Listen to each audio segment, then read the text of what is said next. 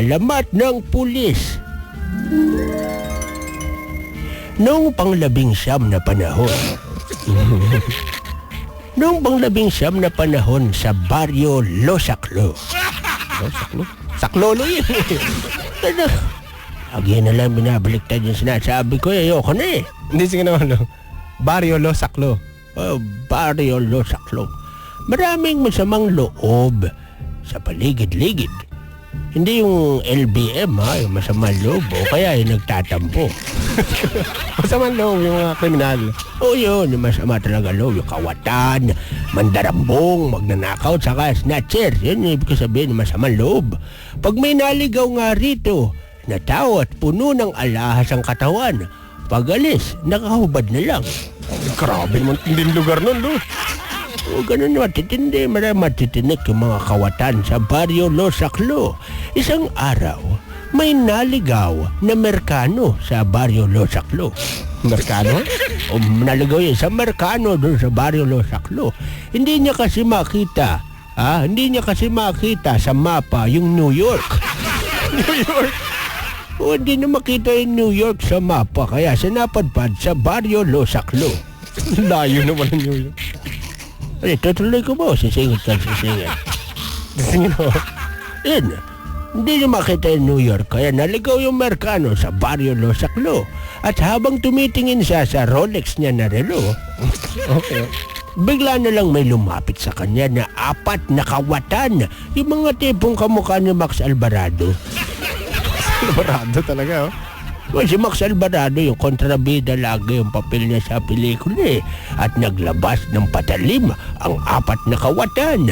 Sabi ng isa, "Hoy, hilaw na tao. Akin na yung relo mo at ilabas mo rin ang lahat ng pera mo." Pero sabi ng Merkano, "What are you saying?" Sabi ng isang kawatan, "Nako, lintik na loko na, Inglesero pala to ah." Sabi ng isang kawatan, "You, money, give me." Ay, ano English nun sa sasaksakin kita?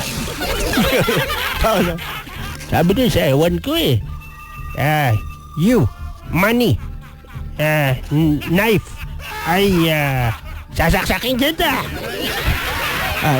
Yun na lang nasabi niya. Doon sa marunong mag-English eh. "Sasaksakin kita, akin pera mo." Kaso? Dahil sumigaw na yung kawatan at iniamba yung kanyang patalim, naintindihan na rin, nagets na rin nung Merkano ang ibig nitong sabihin. Sabi nito, "Oh, you're robbing me, that's what you mean." Kaso? Sabi niya, "Oh, you're robbing me." At biglang sumigaw ito ng, "Help! Help! Please! Please!" Kaso? Narinig ng magkaibigan na Bing at Ngengot ang sigaw ng Merkano at biglang lumapit ito sa eksena. Ano?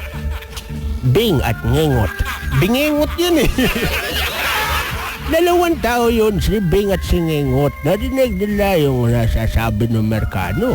Nung makita sila ng Merkano, sumigaw muli ito ng, "Help! Help! Help me! Please!" Tapos Sabi ni Bing, ano daw sabi ng Merkano?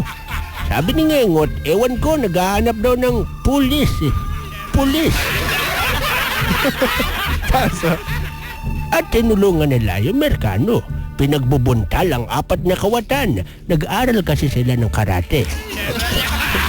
Si Bing at si Ngengot. Yung dalawa. At nang magsitakbuhan ang mga kawatan, nagpasalamat ang Merkano kina Bing at Ngengot at nagwika, "Oh, thank you, thank you."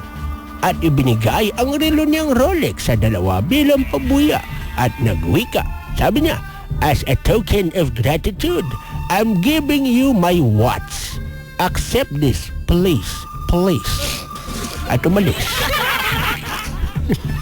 Sabi ni Bing, "Tinawag na naman tayong pulis ng Merkano, no?"